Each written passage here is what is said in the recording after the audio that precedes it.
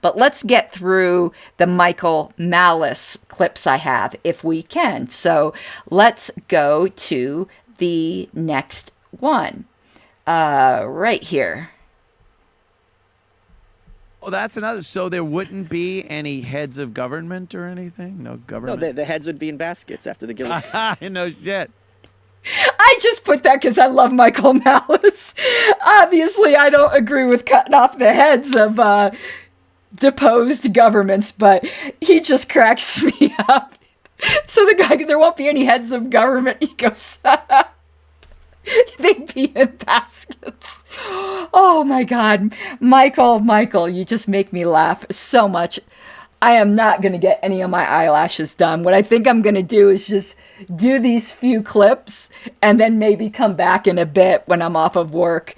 But let's get to the next Michael Malice clip. I don't know how you live in this country with these rules and the setup we have. Wouldn't you go crazy going, my God, why are we doing this? Why don't we have this? Yeah, that's Why not... am I paying attention to a cop or some guy at the airport telling me I gotta fill this out or something? You must go crazy every day. No, but because the cop at the airport's new, or the National Guard at the airport's new. I've never seen something like that on the subway. Well, I'm not even talking about that. I'm just talking about the fact that you have to go out into this world where the government is up your ass like that fucking guy. It's gotten a lot worse in the last few years. Yeah. In New York City, come on, in all seriousness. So every day when you're walking around, is there something you look at and just go, motherfucker, see, it would be so much nicer if... Okay. I love that clip because I know what the host was getting at. I'm not so sure Michael was understanding where he was going with it, or he was just toying with the guy. But let me answer the question directly because, again, Michael Malice is an anarchist, as I am. To the host, yes, I do go crazy in this world. I do walk around every day going, if I let it get to me, it gets bad. But my husband will tell you constantly, I am just muttering and bitching and complaining. Yes, it does drive me crazy. It is one of those things, once seen cannot be unseen. And you look around at all the illegitimate authority and just chutzpah of people thinking they have the right to do certain things against other people. It does drive me crazy. And actually, I can let it get to me in a way, and I'm going to do a whole video on this sometime. I'm going to just go out, sit in a field somewhere, and be very philosophical and maudlin, because I asked this question on social media once. Is there anything in life that makes you simultaneously deliriously happy and existentially miserable? Is there anything in your life like that? And a lot of people answered, yes, the Libertarian Party, which was funny. But yeah, for me, I am not exaggerating. My particular anarchist beliefs simultaneously make me deliriously happy and existentially miserable. Why? Because once you see it, the fact is, I'm going to get really depressing here, at least from my point of view, all of us, up to a certain point, we were born slaves and we will die slaves. We will never know freedom in our lifetimes. At least that's the way it looks. And that is depressing. I just want to be free. I just want to taste that for even a day. But none of us will. So, yeah, that really frickin' bumps me out. So, yeah, the world does drive me crazy. And could it be worse? Of course it could be worse. But to me, that's like arguing some of these people, some of these batshit crazy people who argue Southern slavery wasn't so bad because, they were taken care of. Yeah, but they're not free. Is anything worth not being free? I guess it's something for each person for themselves to decide. You know, maybe for some people, they would prefer a guaranteed meal and a roof over their head, but others would trade everything for freedom. Now, I'm at the point in my life where I just want to feel it once, and I'm never going to, and that's fucking depressing. It really is. Sorry to be Debbie Downer here. So, yeah. So, I think I got maybe one more Michael Malice clip, so let's see. And this is not Anarchy.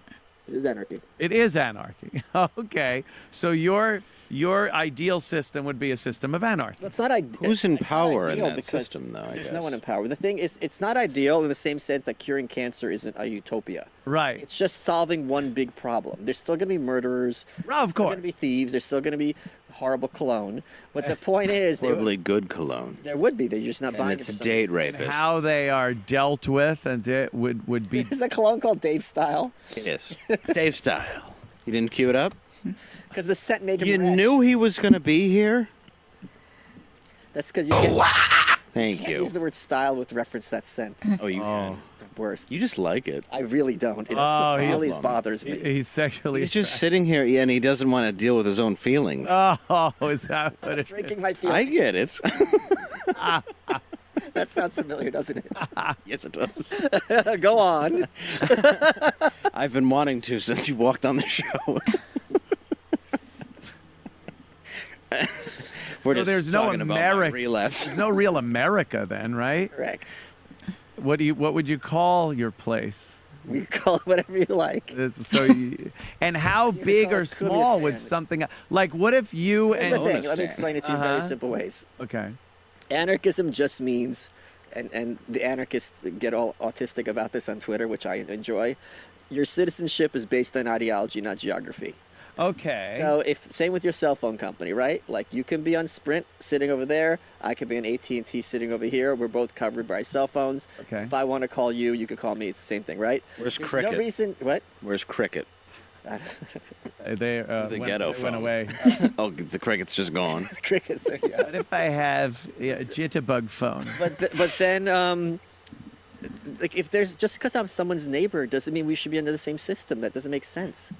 If I don't agree with them about anything, Right.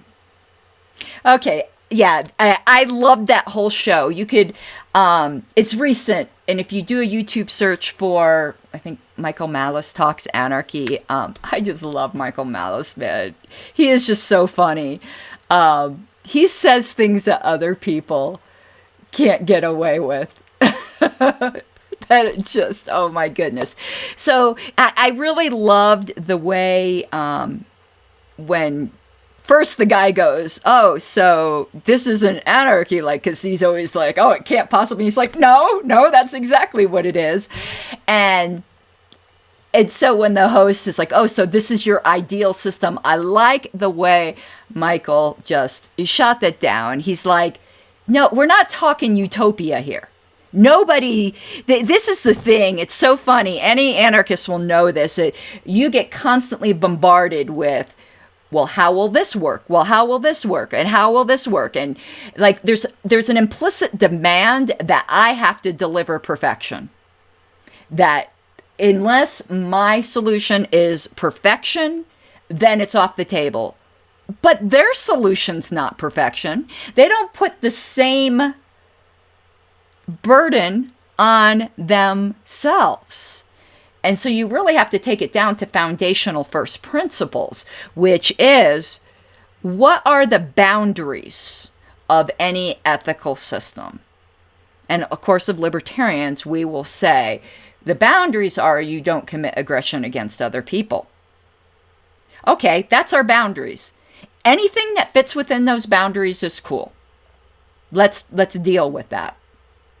And really, the system that comes down to is, it's not even really anarchy. I'd say it's panarchy, which is, because people can choose.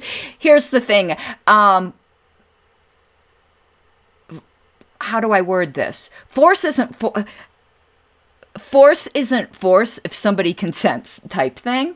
So if you want to live in a system where the government takes out a certain amount of your money, but you're like okay with that, then that's not force, right? So that's more of a panarchy type of ideal, which I see that kind of a subset of anarchy, though some anarchists don't. But I think within libertarian anarchy, panarchy is actually the ideal that we're looking for. And it certainly will not be perfect because people are not perfect. But it doesn't violate the boundaries.